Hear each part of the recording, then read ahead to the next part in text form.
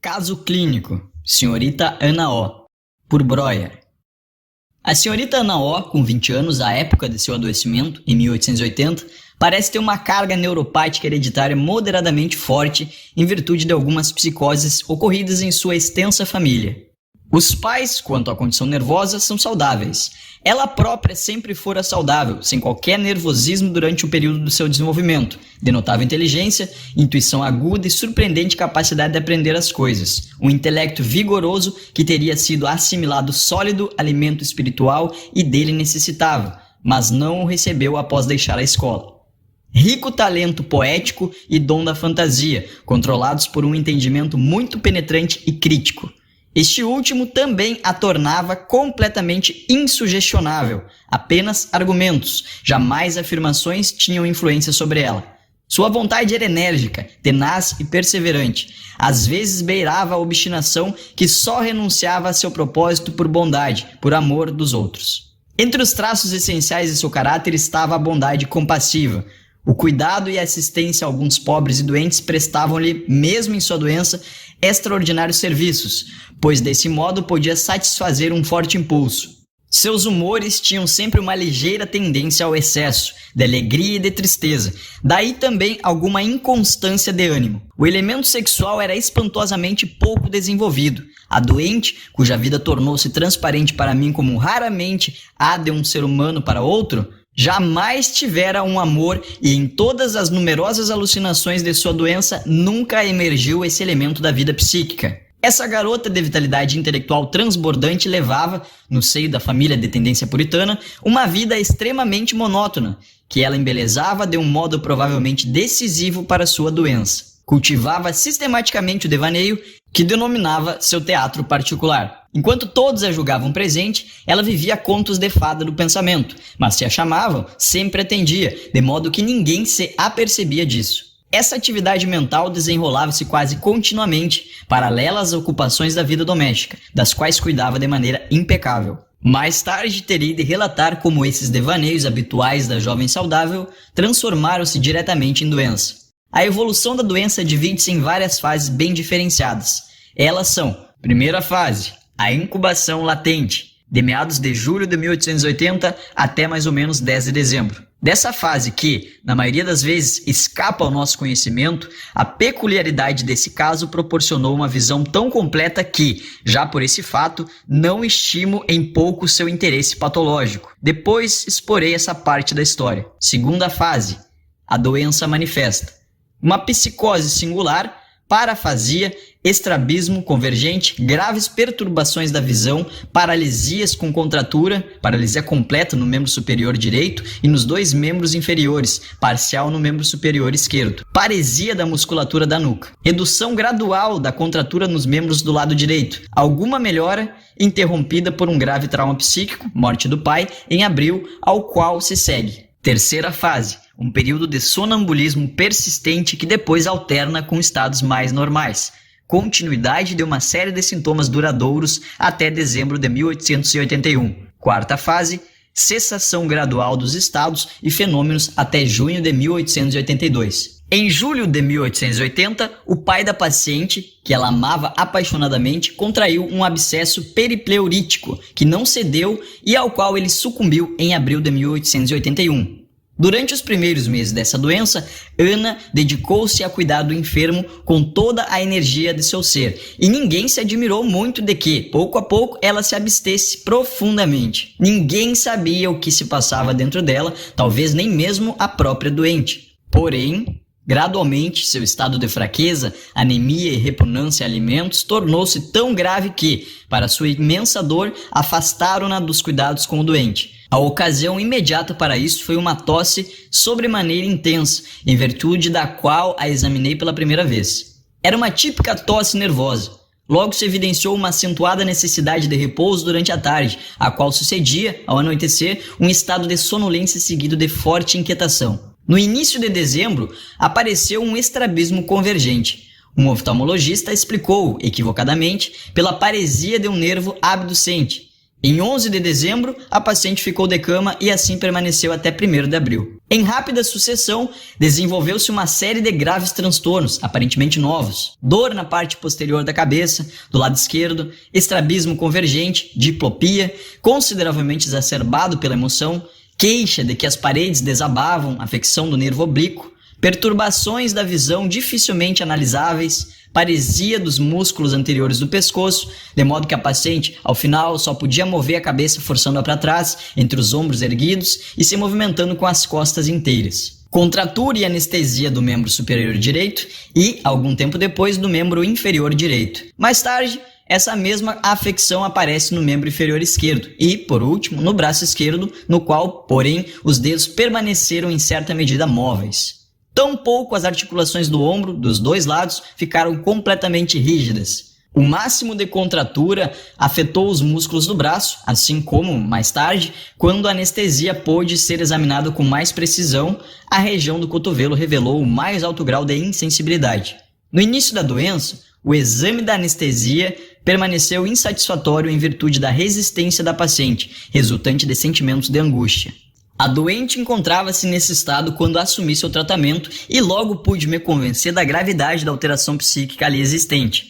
Havia 2 estados de consciência inteiramente separados que se alternavam com muita frequência e de maneira abrupta e que, no curso da doença, dissociaram-se cada vez mais. Em um deles, ela conhecia seu ambiente, era triste e angustiada, mas relativamente normal. No outro, alucinava, era mal criada, isto é, vociferava, jogava almofadas nas pessoas, tanto quanto sua contratura o permitia. Arrancava botões de cobertas e roupas com os dedos ainda móveis e outras coisas semelhantes. Se, durante essa fase, algo fosse modificado no quarto, se alguém entrasse ou saísse, ela se queixava de que lhe faltava tempo e assinalava as lacunas na sequência de suas ideias conscientes.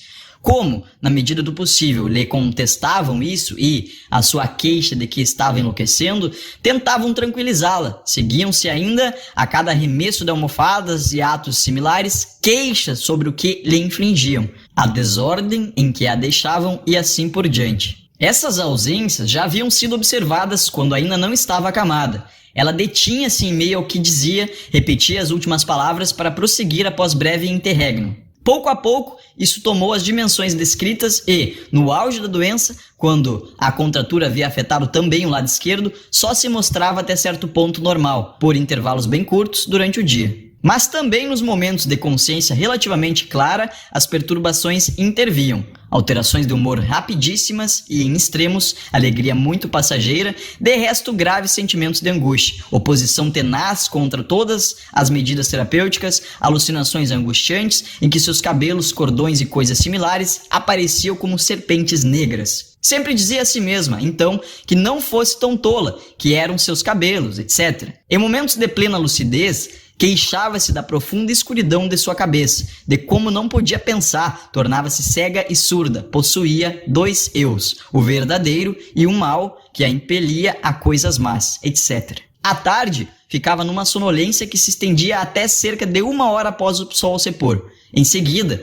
desperta, queixava-se de que algo a atormentava ou, antes, repetia sempre o infinitivo, atormentar, atormentar. Pois, simultaneamente à forma das contraturas, ocorrera uma profunda desorganização funcional da linguagem. Primeiro, observou-se que lhe faltavam palavras e isso, pouco a pouco, recrudesceu. Depois, sua linguagem perdeu toda a gramática, toda a sintaxe, a conjugação inteira dos verbos. Por fim, ela empregava apenas infinitivos incorretamente formados, em sua maioria a partir de um particípio passado de verbo fraco e nenhum artigo. No desenvolvimento subsequente, também as palavras faltaram-lhe quase por completo. Recolhia-as penosamente de 4 ou 5 idiomas e tornou-se quase incompreensível. Em suas tentativas de escrever, no início, até que a contratura o impedisse de todo, usava o mesmo jargão. Por 2 semanas, houve mutismo total. Nas contínuas e extenuantes tentativas de falar, nenhum som era emitido. Aqui, pela primeira vez, o mecanismo psíquico da perturbação ficou claro. Como eu sabia, ela também havia se magoado muito com alguma coisa e decidira nada dizer a respeito. Quando o adivinhei e a forcei a falar, a inibição, que antes também tornara impossível qualquer outra manifestação, desapareceu. Isso coincidiu com a volta da mobilidade dos membros esquerdos, em março de 1881. A parafrasia cedeu, mas ela passou a falar apenas em inglês, embora aparentemente sem o saber. Ralhava com a enfermeira que, por certo, não a compreendia. Só vários meses depois consegui convencê-la de que falava em inglês. Contudo, ainda compreendia as pessoas à volta, falantes de alemão. Apenas em momentos de grande angústia, faltava-lhe por completo a fala ou misturava confusamente os mais diversos idiomas. Nas horas melhores e mais livres, falava francês ou italiano. Entre esses períodos e aqueles em que falava inglês, havia a amnésia total. Também o estrabismo diminuiu e, por fim, só aparecia por ocasião de intensa inquietação. Voltou a sustentar a cabeça. Em 1º de abril, deixou o leito pela primeira vez. Então, em 5 de abril, morreu seu adorado pai, que ela, durante sua própria doença, vira apenas muito raramente por breve período.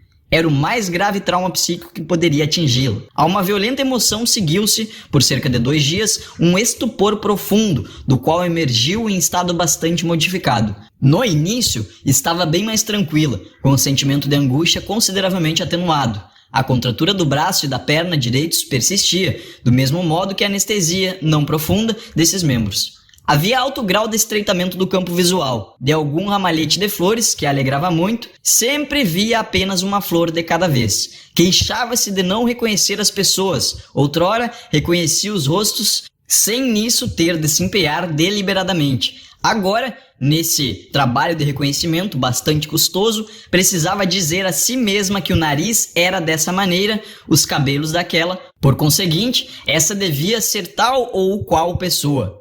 Todos lhe pareciam figuras de cera, sem relação com ela. Era-lhe muito penosa a presença de alguns parentes próximos e esse instinto negativo crescia sem cessar. Se entrava no quarto alguém que habitualmente lhe aprazia ver, ela o reconhecia, mantinha-se presente por um breve momento, depois voltava a imergir em suas ruminações e a pessoa desaparecia para ela. Eu era o único que, ao entrar, ela sempre reconhecia e, enquanto lhe falava, sempre permanecia presente e alerta, exceto nas ausências alucinatórias que intervinham de modo inteiramente imprevisto. Agora só falava inglês e não compreendia o que lhe diziam em alemão.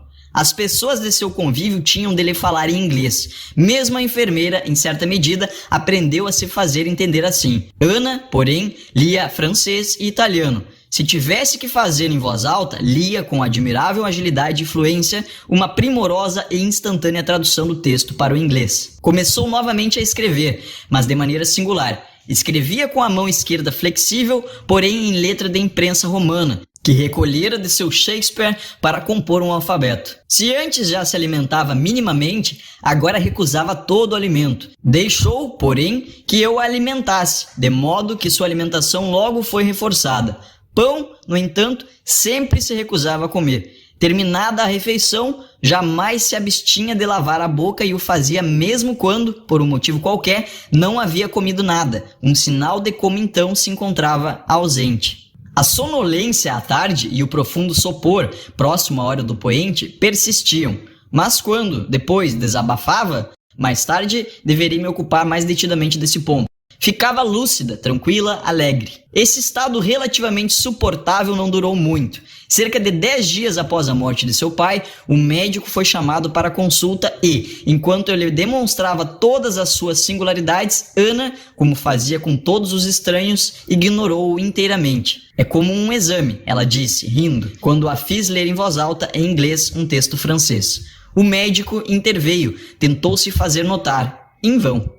Era a autêntica alucinação negativa que, desde então, tem sido produzida experimentalmente com muita frequência. Por fim, soprando-lhe fumaça no rosto, ele conseguiu rompê-la. De súbito, Ana viu um estranho.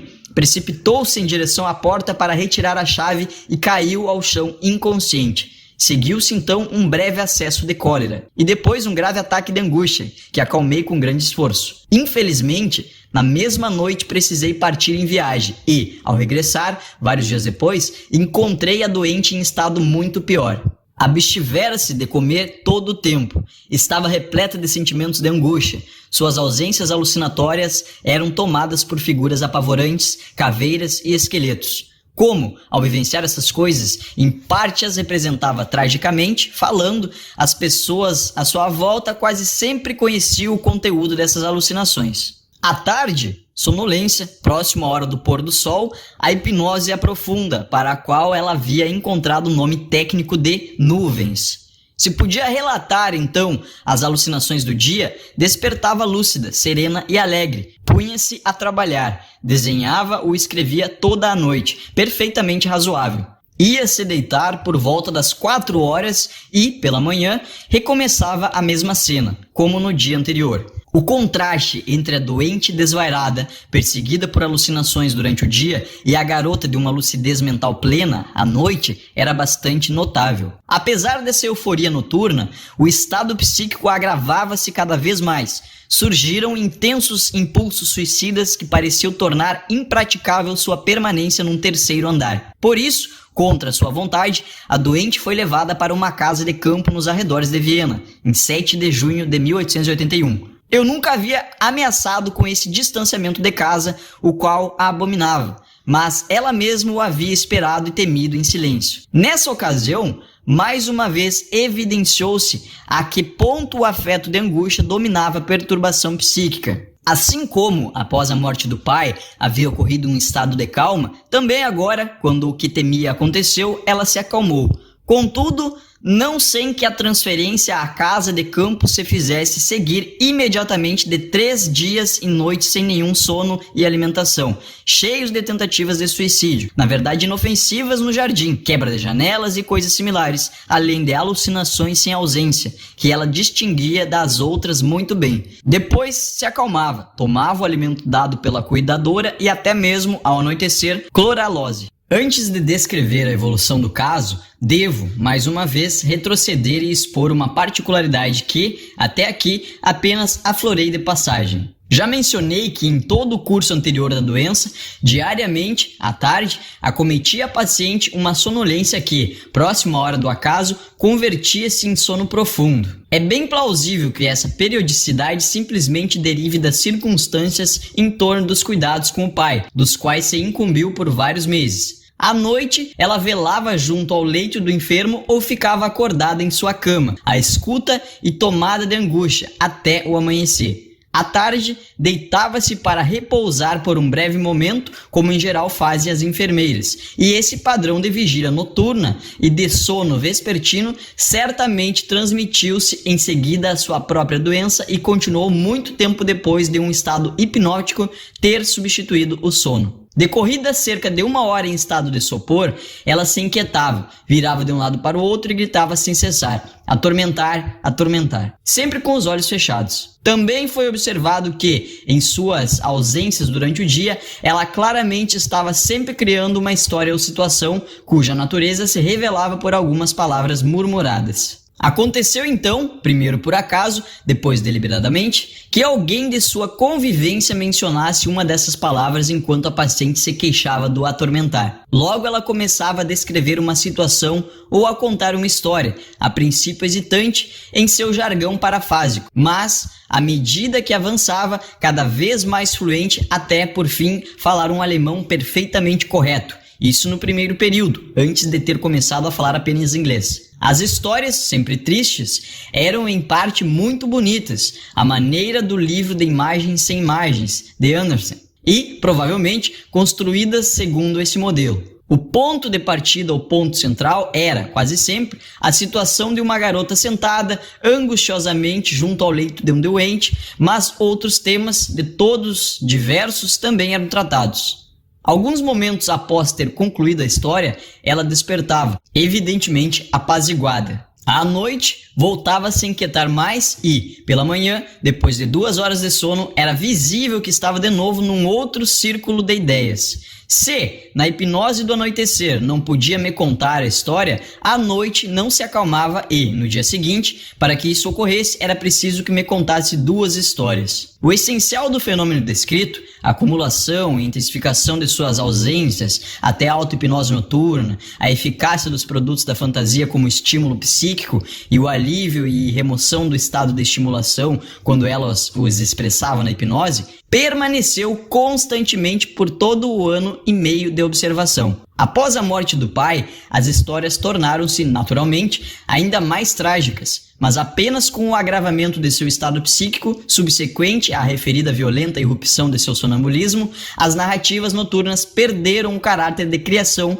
poética mais ou menos livre e se transformaram em séries de horríveis e apavorantes alucinações que já se podiam deduzir do comportamento da doente ao longo do dia. Mas já escrevi como era completa a libertação de sua psique depois que, agitada pela angústia e pelo pavor, havia reproduzido e expressado em palavras todas essas imagens aterradoras. No campo, onde eu não podia visitar o doente diariamente, a coisa se desenvolveu da seguinte maneira. Eu chegava ao anoitecer, quando a sabia em hipnose, e removia-lhe todo o estoque de fantasias que havia acumulado desde a minha última visita. Isso devia efetuar-se de modo bastante completo se quisesse obter um bom resultado. Ela então se acalmava inteiramente. No dia seguinte, mostrava-se amável, dócil, diligente e até mesmo alegre. No segundo dia, cada vez mais temperamental, renitente, desagradável, o que recrudescia ainda mais no terceiro dia. Nessa disposição, mesmo na hipnose, nem sempre era fácil movê-la a se expressar, procedimento para o qual ela havia inventado o nome apropriado e sério de Talking Cure,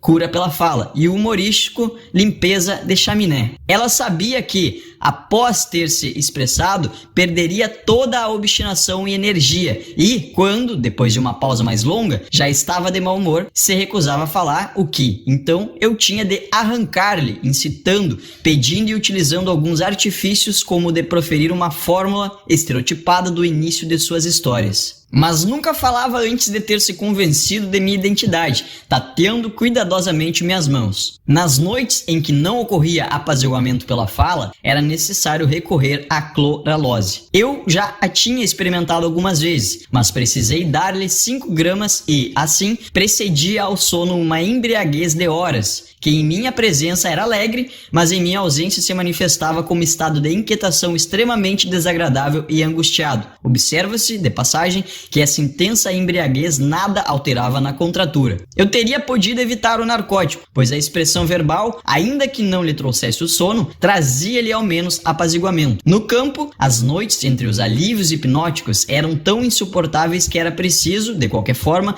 recorrer à cloralose. Aos poucos, porém, essa necessidade abrandou-se. O sonambulismo persistente desapareceu. Em contrapartida, a alternância de 2 estados de consciência subsistiu. No meio da conversa, ela alucinava, fugia, tentava subir numa árvore e coisas semelhantes. Se a retinham, num átimo retomava a frase interrompida e prosseguia, sem saber do que se passara naquele ínterim. Mas depois, na hipnose, todas essas alucinações apareciam em seu relato. No conjunto, seu estado melhorou. Era possível alimentá-la, deixava que a enfermeira lhe levasse comida à boca, apenas pão. Embora o pedisse, recusava assim que lhe tocava os lábios. A paresia, com contratura da perna, atenuou-se consideravelmente. Além disso, tornou-se capaz de um juízo correto sobre o médico que a visitava, meu amigo Dr. B, e passou a ter por ele grande afeição. Importante auxílio propiciou um cão terra nova, que lhe haviam dado e que ela amava apaixonadamente. Foi magnífico ver como, a despeito disso, certa vez em que esse seu favorito atacou um gato, a frágil moça tomou um chicote e, empunhando na mão esquerda, rechaçou o enorme animal para salvar sua vítima. Mais tarde, cuidou de alguns doentes pobres, o que lhe foi muito útil. A mais nítida prova do efeito excitante, patogênico, dos complexos de ideias produzidos nas ausências, em sua condição secundária e de sua eliminação pela expressão oral na hipnose, obtive em meu regresso de uma viagem de férias de várias semanas. Durante esse período, nenhuma Talking Cure foi realizada, pois não houve como introduzir a doente a fazer seu relato a um outro que não eu, nem mesmo ao Dr. B, a quem, aliás, se afeiçoara. Encontrei-a num triste estado moral, indolente, indócil, caprichosa e até maldosa. Nas histórias noturnas, verificou-se que a sua veia fantástica plástico poético estava visivelmente se esgotando. Eram, cada vez mais, relatórios sobre suas alucinações e sobre o que porventura a aborrecera nos dias precedentes. Relatos de feição fantástica, antes expressos em fórmulas estereotipadas do que elaborados em produções poéticas. Um estado suportável, porém, só foi alcançado quando fiz retornar a paciente à cidade por uma semana e arranquei-lhe, então, noite após noite, de 3 a 5 histórias. Quando terminei, tudo o que havia se acumulado nas semanas de minha ausência estava resolvido. Só então se restabeleceu aquele ritmo de seu estado psíquico. No dia depois que se exprimiu, tornava-se amável e alegre. No segundo dia, mais irritadiça e desagradável. E no terceiro, realmente antipática. Seu estado moral era uma função do tempo transcorrido desde essa última fala, porque cada produto espontâneo da sua fantasia e cada episódio apreendido pela parte doente de sua psique continuava a atuar como estímulo psíquico até ser relatado na hipnose, com o que também sua eficácia era completamente eliminada. Quando, no outono, a paciente retornou à cidade, a um apartamento diverso daquele em que ela adoecera, seu estado, tanto físico como mental, era suportável, pois muito poucas evidências, de fato, apenas as mais drásticas, eram transformadas patologicamente em estímulos psíquicos. Eu esperava que, impedindo pela expressão verbal regular a permanente sobrecarga de sua psique com novos estímulos, uma melhora contínua e crescente ocorresse. De início, fiquei decepcionado. Em dezembro, seu estado psíquico agravou-se consideravelmente. Estava de novo aflita, indisposta, triste e irritável, e era raro que tivesse um dia inteiramente bom, ainda que não se pudesse encontrar nada escondido dentro dela. Ao final de dezembro, na época de Natal, esteve particularmente inquieta e por toda a semana, ao anoitecer, relatou-me não algo de novo, mas as fantasias que, sob o domínio de intensos afetos de angústia, havia elaborado dia a dia no período das festas de 1880, ao término da série Grande Alívio. Um ano havia transcorrido desde que, separada do pai,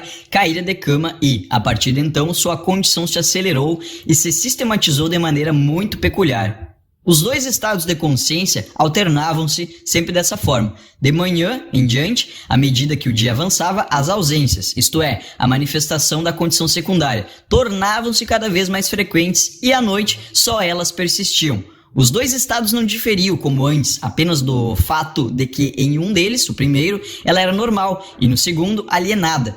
Mas a circunstância de que no primeiro, como todos nós, ela vivia no inverno de 1881-82, enquanto no segundo estado achava-se no inverno de 1880-81. E tudo o que ocorrera depois fora completamente esquecido. Só a consciência de que o pai havia morrido parecia, todavia, subsistir na maioria das vezes. O retrocesso ao ano anterior acontecia de modo tão intenso que em seu novo apartamento tinha alucinações com seu antigo quarto e, quando queria ir até a porta, chocava-se contra a estufa que se situava, em relação à janela, na mesma posição da porta do quarto na velha residência. A mudança brusca de um estado para outro se dava de forma espontânea, mas podia ser provocada com a maior facilidade por qualquer impressão sensorial que lembrasse vivamente o ano anterior. Bastava mostrar-lhe uma laranja, seu alimento principal durante o primeiro período de sua doença, para lançá-la no ano de 1882 ao 1881. Esse recuo ao tempo passado não ocorria, porém, de maneira geral e indeterminada. Ao contrário,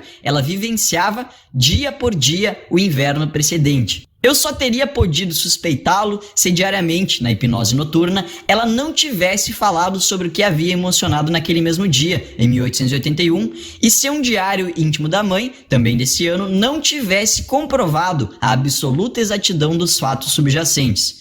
Esse reviver, o ano anterior, perdurou até o termo definitivo da doença, em junho de 1882. Era muito interessante ver como também esses estímulos psíquicos redivivos do segundo estado atuavam no primeiro, mais normal. Aconteceu que a doente me dissesse, pela manhã, rindo, que não sabia o que tinha. Estava zangada comigo. Graças ao diário, eu soube do que se tratava e o que, realmente, foi revivido na hipnose do anoitecer. Nessa mesma noite do ano de 1881, eu havia aborrecido muito a paciente. De outra vez, disse-me que algo se passava com seus olhos, que via as cores erradas. Sabia que seu vestido era marrom, mas o enxergava azul. Logo se evidenciou que ela distinguia corretamente com nitidez todas as cores dos papéis de teste e que a perturbação concernia apenas ao tecido de seu vestido. O motivo era que em 1881, nesses mesmos dias, tinha se ocupado muito de um roupão para o pai, no qual era utilizado o mesmo tecido, porém azul. Com frequência, havia ainda, claramente, um efeito antecipado dessas lembranças emergentes. A perturbação do estado normal já se fazia sentir, enquanto a lembrança apenas gradualmente despertava na condição secundária. A hipnose noturna já estava bastante sobrecarregada, pois não apenas as fantasias de produção recente, mas também as vivências e as vexações de 1881 tinham de ser eliminadas pela fala. Felizmente, eu já havia suprimido, então, os fantasmas de 1881. E a soma de trabalho a ser realizado pela paciente e pelo médico ainda crescia enormemente em virtude de uma terceira série de perturbações que deviam ser resolvidas do mesmo modo. Os acontecimentos psíquicos da incubação da doença, de julho a dezembro de 1880, que haviam produzido todo o fenômeno histérico e cuja expressão verbal fez desaparecerem os sintomas. Fiquei muito surpreso na primeira vez quando, em virtude de uma fala casual e espontânea, na hipnose, desapareceu um transtorno que havia muito tempo persistia. Ocorrera no verão um período de intenso calor e a paciente sofrera de uma sede atroz, pois, sem que pudesse precisar algum motivo, de repente achou impossível beber. Tomava na mão o ansiado copo d'água, mas, assim que chegava aos lábios, repelia-o como se fosse uma hidrófoba. Nesses poucos segundos, encontrava-se evidentemente num estado de ausência. Para abrandar sua sede torturante, vivia apenas de frutas, melões, etc. Isso perdurava cerca de 6 semanas quando, um dia, na hipnose, discorreu sobre sua dama de companhia inglesa, a quem não amava, e então contou-me, com todos os sinais de repulsa, como fora a seu quarto e ali vira seu cãozinho, o repugnante animal, bebendo de um copo. Não dissera nada, pois queria ser gentil. Depois de energicamente dar expressão à fúria que lhe ficara retida, pediu para beber, bebeu sem dificuldade um grande volume de água e despertou da hipnose com o copo nos lábios. Com isso, a perturbação desapareceu para sempre. Do mesmo modo, estranhos e obstinados caprichos desapareceram depois de relatada a vivência que os ocasionara. Mais um grande passo se deu quando o primeiro dos sintomas permanentes, a contratura da perna direita, que de fato já diminuíra há muito, desapareceu da mesma maneira. A partir dessas descobertas, de que os fenômenos histéricos em Ana O desapareciam logo que o episódio que o provocara o sintoma era reproduzido na hipnose, desenvolveu-se um procedimento técnico-terapêutico que, em consistência lógica e realização sistemática, não deixava nada a desejar. Cada sintoma desse quadro clínico complicado foi examinado isoladamente. Todas as ocasiões em que ele havia aparecido foram relatadas em ordem inversa, começando com o dia anterior ao que a paciente ficou acamada e retrocedendo até o motivo desencadeador da primeira aparição.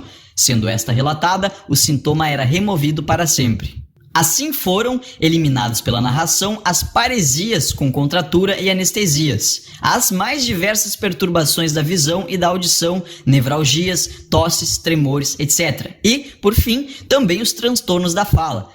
Entre os distúrbios da visão foram resolvidos um a um, por exemplo, o estrabismo convergente com diplopia, o desvio dos 2 olhos para a direita, levando a mão a dirigir-se sempre para a esquerda do objeto que fosse apanhar, o estreitamento do campo visual, a abliopia central, a macropsia, a visão de uma caveira em lugar do pai, a incapacidade para a leitura. Escaparam a essa análise apenas alguns fenômenos isolados, desenvolvidos durante o período em que estivera acamada, como a extensão da paresia com a contratura ao lado esquerdo, e que, provavelmente, não tinham de fato nenhuma causa psíquica direta. Revelou-se totalmente impraticável abreviar a coisa, tentando evocar diretamente o primeiro motivo precipitador dos sintomas em sua lembrança. Ela não o encontrava, ficava confusa, tudo caminhava com mais lentidão ainda do que se a deixasse, com calma e segurança, desenrolar retrospectivamente os fios da lembrança abrangidos. Mas como, na hipnose noturna, com a doente distraída e fatigada pela expressão das 2 outras séries, esse processo era demasiado lento e, além disso, as lembranças precisavam de tempo para se desenvolver em plena vividez. Estabeleceu-se o seguinte procedimento. Ia vê-la pela manhã, hipnotizava, métodos hipnóticos muito simples haviam sido empiricamente descobertos, E, tendo seus pensamentos concentrados no sintoma que então tratávamos, perguntava-lhe sobre as circunstâncias em que ele havia aparecido. A paciente descrevia, em rápida sucessão, com frases curtas, essas ocasiões precipitadoras externas que eu anotava. Na hipnose noturna, com o auxílio da sequência anotada, contava-me então, de modo bastante pormenorizado, os episódios. Um exemplo mostrará com que minúcia exaustiva, em todos os sentidos, isso acontecia. Sempre havia ocorrido que a paciente não ouvisse quando lhe dirigiam a palavra. Esse não ouvir passageiro diferenciava-se da seguinte maneira. Primeira, estando distraída, não ouvir que alguém entrava. 108 casos detalhados. Segundo, não compreender quando várias pessoas falavam. 27 vezes. A primeira delas, de novo, pai e um conhecido. Terceira, não ouvir quando, estando só, interpelavam-na diretamente. 50 vezes. Origem. O pai, em vão, lhe pediram vinho. Quarta, surdez ao ser sacudida, na carruagem ou similares. 15 vezes. Origem. Ao surpreendê-la, escutando atrás da porta do quarto do doente, à noite, seu irmão mais novo a havia sacudido. Quinta, surdez ao sobressaltar-se com o ruído. 37 vezes. Origem. Um acesso de asfixia do pai ao engasgar. Sexto, surdez em ausência profunda. 12 vezes. Sétimo, surdez por ficar longamente à escuta, de modo que não ouvia quando a interpelavam, 54 vezes. Naturalmente, na medida em que se pode relacioná-las à distração, à ausência ou a um sentimento de pavor, todas essas ocorrências são, em grande parte, idênticas. Mas, na lembrança da doente, eram tão nitidamente separadas que, se alguma vez se enganava na sequência, tinha de corrigi-la e restabelecer a ordem, do contrário o relato se interrompia. A falta de interesse e significado dos episódios relatados e a precisão da narrativa não deixavam margem à suspeita de que fossem inventados. Muitos desses incidentes, tendo vivências puramente internas, furtavam-se à verificação. De outros ou das circunstâncias que o acompanhavam, as pessoas do círculo de convivência da doente recordavam-se. Também aqui sucedia o que regularmente se observa quando um sintoma era resolvido pela fala. Ele aparecia com intensidade exacerbada enquanto era relatado. Assim, durante a análise do não ouvir, a paciente ficou tão surda que tive que me entender com ela, em parte, por escrito. Via de regra, a primeira ocasião desencadeadora era algum pavor que ela vivenciara enquanto cuidava do pai, uma inadvertência da sua parte ou algo semelhante. Nem sempre a lembrança ocorria facilmente e, às vezes, a doente precisava fazer imensos esforços. Assim, certa vez, todo o processo interrompeu-se por algum tempo porque uma lembrança não queria aflorar. Tratava-se de uma alucinação sobremodo apavorante para a doente. Ela vira o pai, de quem então cuidava, com uma cabeça de caveira. Ela e as pessoas de seu convívio lembravam-se de que uma vez, ainda aparentemente saudável, fizera uma visita a uma parente, abrira a porta e logo caíra ao chão inconsciente. Para superar esse obstáculo, retornou à mesma casa e, ao entrar no quarto, voltou a cair no chão inconsciente. Mais tarde, na hipnose noturna, foi superado o obstáculo. Ao entrar, olhara para o seu pálido rosto no espelho em frente à porta e vira não o seu próprio, mas o do pai com uma cabeça de caveira. Observamos, com frequência, que o temor de uma lembrança, tal como acontece aqui, obstrui seu afloramento, que precisa ser forçado pela paciente ou pelo médico. O episódio a seguir, entre outros, mostra como era poderosa a lógica interna de seus estados. Nesse período, conforme observei, a paciente à noite sempre estava em sua condição secundária, ou seja, no ano de 1881. Certa vez, acordou à noite afirmando que fora novamente afastada de casa e caiu em grave estado de inquietação que alarmou toda a casa. O motivo era simples. Na noite anterior, seu transtorno de visão havia desaparecido mediante a talking cure, mesmo na condição secundária. Desse modo, ao despertar durante a noite, achou-se num quarto desconhecido, pois sua família mudara de residência na primavera de 1881. Esses acessos bastante desagradáveis eram evitados desde que, a seu pedido, eu sempre lhe fechasse os olhos com a sugestão de que não poderia abri-los até que eu mesmo fizesse pela manhã. Uma única vez repetiu-se o tumulto, quando a paciente, ao despertar de um sonho em que havia chorado, abriu os olhos. Como essa trabalhosa análise dos sintomas se referia aos meses de verão de 1880, durante os quais se preparava a doença, alcancei um conhecimento pleno da incubação e patogênese dessa histeria, de que farei agora uma breve exposição. Em julho de 1880, encontrando-se no campo, o pai da paciente adoeceu gravemente em decorrência de um abscesso subpleural. Ana dividiu com a mãe os cuidados ao doente. Certa vez, em grande angústia pelo pai altamente febril e na tensão da espera, pois aguardava um cirurgião de Viena para operá-lo, não dormiu durante a noite. Sua mãe se afastara por um instante e Ana estava sentada junto ao leito do enfermo, o braço direito pousado sobre o espaldar da cadeira. Caiu num estado de sonho acordado e viu, como, vindo pela parede, uma serpente negra que se aproximava do pai para mordê-lo. É muito provável que no gramado atrás da casa realmente houvesse algumas serpentes, com as quais a menina já tivesse sobressaltado antes e que agora fornecia o material da alucinação. Quis rechaçar o animal, mas estava como que paralisada. O braço direito, pendente sobre o espaldar da cadeira, ficara adormecido, insensível e parético, e, quando observou, seus dedos transformaram-se em pequenas serpentes com cabeça de caveira. Provavelmente tentara afugentar a serpente com o braço direito paralisado e, com isso, a anestesia e a paralisia se associaram à alucinação da serpente. Quando esta desapareceu, quis em sua angústia rezar, mas todas as línguas lhe faltaram. Não pôde falar em nenhuma delas até que finalmente encontrou um verso infantil inglês e então pôde continuar a pensar e a rezar nessa língua. O apito do trem que trazia o esperado médico pôs termo à aparição. Mas quando, num outro dia, quis retirar de entre os arbustos um anel lançado ali durante um jogo, um galho curvo voltou a provocar a alucinação da cobra e, no mesmo instante, seu braço direito ficou esticado e rígido. Desde então, isso se repetia sempre que um objeto mais ou menos semelhante a uma serpente provocava a alucinação.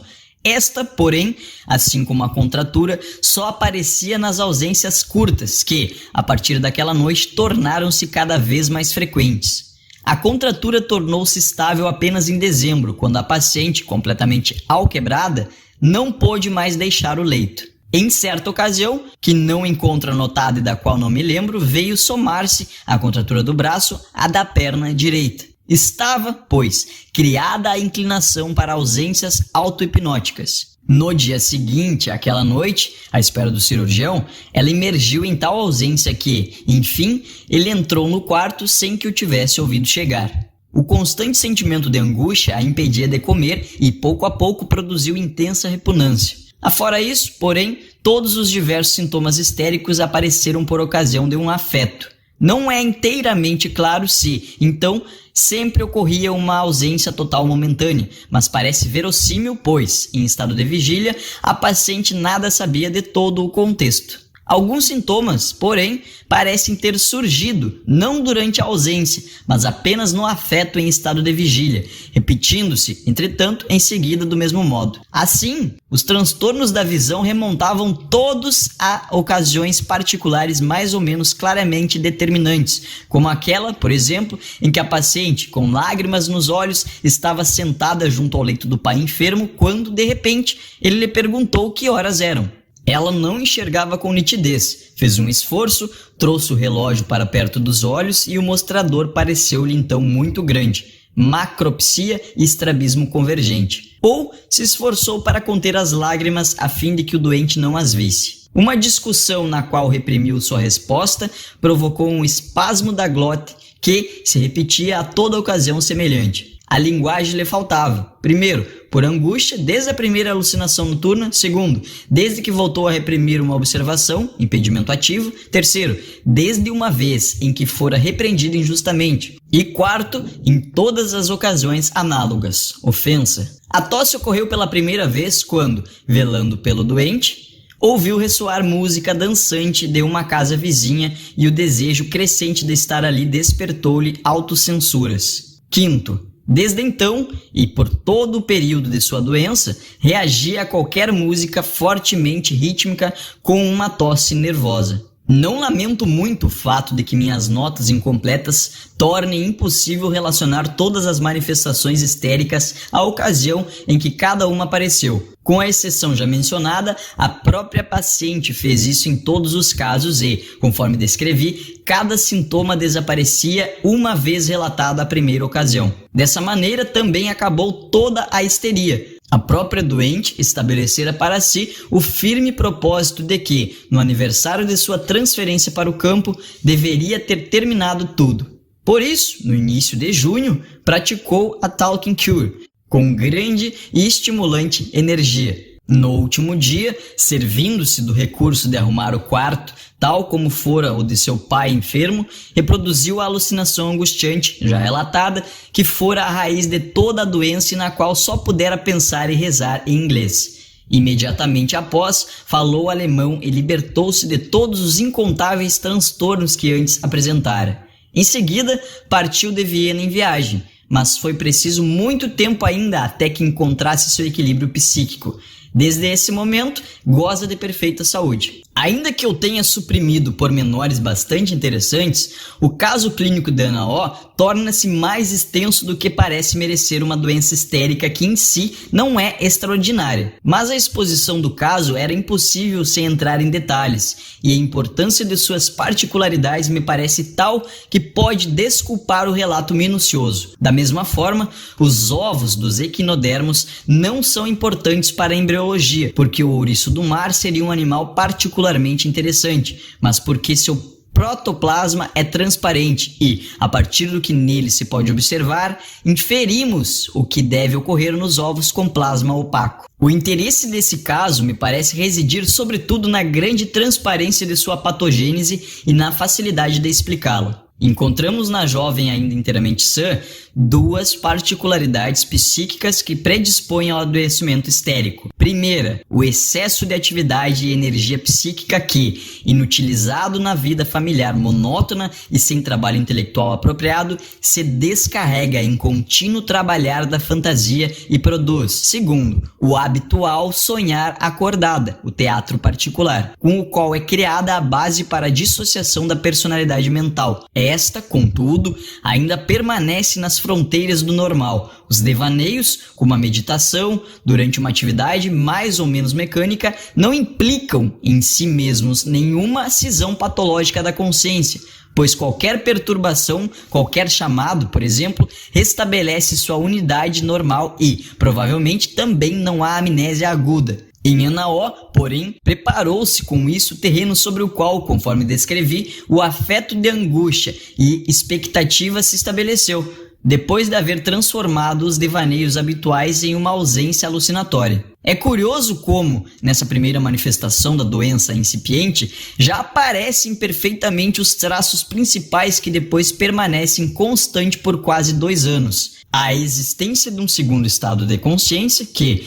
surgindo primeiro como ausência temporária, mais tarde se organiza como dupla consciência. As inibições da linguagem, condicionadas pelo afeto de angústia, com a descarga fortuita através de um verso infantil em inglês, posteriormente, parafasia e perda da linguagem materna, substituída por excelente inglês. Por fim, a paralisia acidental por compressão do braço direito, que mais tarde evolui para paresia com contratura e anestesia do lado direito. O mecanismo de formação desta última afecção satisfaz inteiramente a teoria charcotiana da histeria traumática, um estado hipnótico no qual ocorre um leve trauma. Mas enquanto nos doentes em que Charcot produziu experimentalmente a paralisia histérica, essa logo se estabilizava, e nos portadores de neuroses traumáticas abalados por trauma devido a um pavor intenso, ela aparecia em seguida, o sistema nervoso de nossa jovem ainda ofereceu bem-sucedida resistência por 4 meses. A contratura, assim como as outras perturbações a ela gradualmente associadas, apareciam apenas nas ausências momentâneas, na condição secundária, e deixavam a paciente durante o estado normal em plena posse de seu corpo e sua mente, de modo que nem ela própria se dava conta de algo, nem o percebiam as pessoas à sua volta, cuja atenção de certo concentrada no pai gravemente enfermo, desviava-se dela. Mas com a frequência cada vez maior, desde aquela primeira auto-hipnose alucinatória, das ausências com amnésia total e fenômenos histéricos concomitantes, multiplicaram-se as oportunidades para a formação de novos sintomas desse gênero, e os já formados consolidaram-se pela repetição frequente. A isso somou-se o fato de que, pouco a pouco, todo afeto penoso e repentino agia do mesmo modo que a ausência, se é que não produzia sempre ausências momentâneas. Coincidências fortuitas formavam associações patológicas, transtornos sensoriais ou motores que, daí em diante, ressurgiam simultaneamente com o afeto, mas até então sempre por momentos de forma passageira. Antes de se acamar, a paciente já havia desenvolvido toda a ampla galeria de fenômenos histéricos sem que ninguém o soubesse. Apenas quando, enfraquecida ao extremo pela inanição, a insônia e o contínuo sentimento de angústia, a doente prostrou-se completamente, passando mais tempo na condição secundária do que no estado normal. Os fenômenos histéricos também se estenderam a este e, de fenômenos assexuais, converteram-se em sintomas permanentes. Agora é preciso perguntar em que medidas as indicações da doente são confiáveis e os fenômenos tiveram realmente o modo de formação e motivos desencadeadores indicados por ela. No que concerne aos processos mais importantes e fundamentais, a fidedignidade do relato me parece inquestionável. Não me refiro, nesse aspecto, ao desaparecimento dos sintomas depois que eram narrados. Isso poderia muito bem ser explicado pela sugestão, mas sempre achei a doente inteiramente veraz e confiável. As coisas relatadas ligavam-se intimamente ao que lhe era mais sagrado.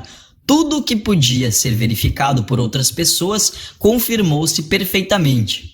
Mesmo a jovem mais talentosa, de certo não seria capaz de desenvolver um conjunto de dados que possuísse tão notável lógica interna como é o caso da história da evolução de sua doença aqui exposta. Contudo, não se pode rejeitar de antemão a hipótese de que, precisamente em consequência dessa lógica, ela tivesse atribuído a algum sintoma, na melhor boa-fé, um motivo desencadeador que, em verdade, inexistia. Mas também não considero justificada essa suposição. Precisamente, a insignificância de tantos ensejos, o irracional de tantas conexões, fala a favor da sua realidade. A doente não podia compreender por que a música dançante a fazia tossir. Isso é demasiado absurdo para uma construção deliberada. Posso imaginar, no entanto, que todo escrúpulo de consciência lhe provocava o notório espasmo da glote e os impulsos motores que sentia, e o convertiam em tosse nervosa. Considero, portanto, inteiramente confiáveis e verazes as indicações da doente. Em que medida é legítimo supor que o desenvolvimento da histeria seja análogo também em outros doentes, que algo similar ocorra, mesmo quando nenhuma condição secundária claramente separada se organiza? Gostaria de ressaltar com respeito a isso que também nesse caso a história do desenvolvimento da doença teria permanecido inteiramente ignorada, tanto pela paciente como pelo médico, se ela não tivesse a peculiaridade, conforme descrevi, de recordar durante a hipnose e contar o que foi recordado. No estado de vigília, não tinha nenhum conhecimento de tudo isso. Logo, nunca é possível inferir como isso se dá em outros casos, a partir do exame clínico da pessoa acordada, pois mesmo com toda a boa vontade, ela não pode dar nenhuma informação. E já mencionei quão pouco de todos esses processos as pessoas à sua volta podiam observar. Portanto, só por um procedimento semelhante ao que as auto-hipnoses haviam propiciado no caso de Ana O, se poderia discernir como as coisas se passam com outros doentes. A princípio, justificava-se apenas a suposição de que processos semelhantes deviam ser mais frequentes do que permitia presumir nossa ignorância do mecanismo patogênico. Quando a doente ficou acamada e sua consciência oscilava sem cessar entre o estado normal e o segundo, a profusão de sintomas histéricos, surgidos separadamente e até então latentes, manifestou-se como sintomas permanentes. A estes veio juntar-se mais um grupo de fenômenos que pareciam de outra origem. a paralisia com contratura dos membros do lado esquerdo e a paresia dos músculos elevadores da cabeça. Distingue-os dos outros fenômenos porque, uma vez que haviam desaparecido, nunca, nem mesmo na forma de acesso ou de vago indício, voltavam a aparecer, tampouco na fase de conclusão e cura, em que todos os outros sintomas ressurgiam após um adoecimento mais longo. Por conseguinte, também não ocorreram jamais nas análises hipnóticas e não foram relacionados a ensejos afetivos ou fantasiosos. Tendo a crer, por isso, que não deviam sua existência ao mesmo processo psíquico que os outros sintomas, mas à extensão secundária daquele estado desconhecido que é o fundamento somático dos fenômenos histéricos. Durante toda a evolução da doença, os dois estados de consciência coexistiram. O primário, em que a paciente era de todo normal psiquicamente, e o segundo estado, que bem podemos comparar ao sonho, em função de sua riqueza em fantasias e alucinações, das grandes lacunas da lembrança, da falta de inibição e controle dos pensamentos espontâneos. Neste segundo estado, a paciente era alienada. Ora, o fato de que o estado psíquico da doente era inteiramente dependente da ingerência desse segundo estado no estado normal, me parece proporcionar uma boa visão da natureza de pelo menos uma forma de psicose histérica. Cada hipnose noturna fornecia a prova de que a doente era perfeitamente lúcida, ordenada e normal em sua sensibilidade e vontade, quando nenhum produto do segundo estado atuava como estímulo no inconsciente.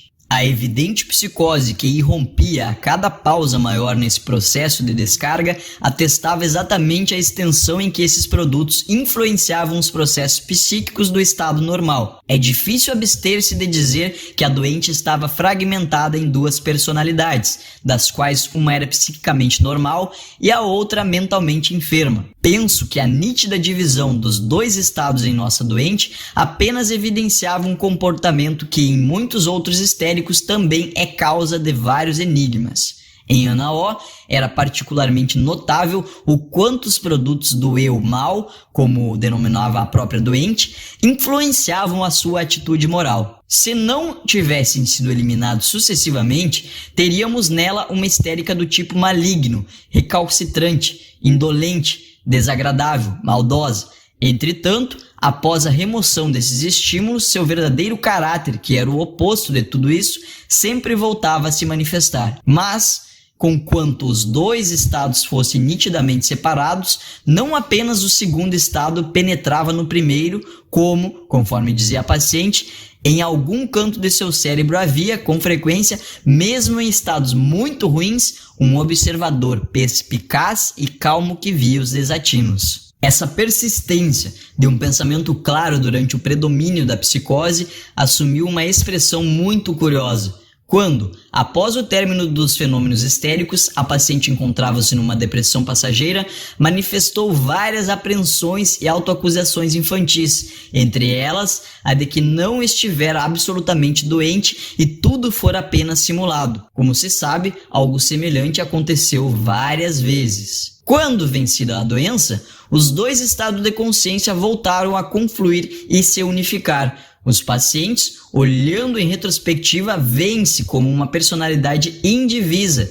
que estava cônscia de todo o desatino e creem que poderiam tê-lo impedido se quisesse, ou seja, teriam cometido intencionalmente a insensatez. De resto, essa persistência do pensamento normal durante o segundo estado deve ter sofrido enorme variação quantitativa e, em grande parte, nem deve ter existido. Já descrevi o fato assombroso de que, do início ao término da doença, todos os estímulos provenientes do segundo estado e suas consequências foram permanentemente suprimidos ao serem expressos na hipnose. E a ele não tenho nada a acrescentar senão a certeza de que isso não foi, de modo algum, uma invenção minha que eu teria sugerido à paciente. Ao contrário, fiquei surpreso ao extremo e somente após uma série de superações espontâneas desenvolvi, a partir daí, uma técnica terapêutica. A cura final da histeria merece ainda algumas palavras. Ela ocorreu da maneira descrita, sob considerável inquietação da doente e agravamento de seu estado psíquico. Tinha-se perfeitamente a impressão de que numerosos produtos do segundo estado, adormecidos até então, irrompiam na consciência e que, ainda de início recordados na condição secundária, sobrecarregavam e perturbavam o estado normal. Resta a considerar se, também em outros casos, tem a mesma origem uma psicose com que termina uma histeria crônica.